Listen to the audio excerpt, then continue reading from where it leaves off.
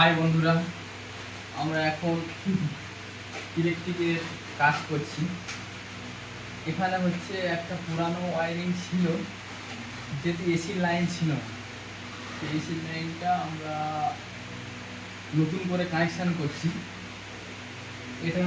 এটা যেহেতু ছাদ হওয়ার সম্ভাবনা আছে, সেই জন্য এখন উপর থেকে আমরা ফ্লেক্সিবল পাইপ নিয়ে এখানে একটা বোর্ড লাগিয়ে তার দিয়ে আমরা এসির স্টার্টার এখানে লাগাচ্ছি, লাগিয়ে এসির লাইনটা আমরা চালু করছি।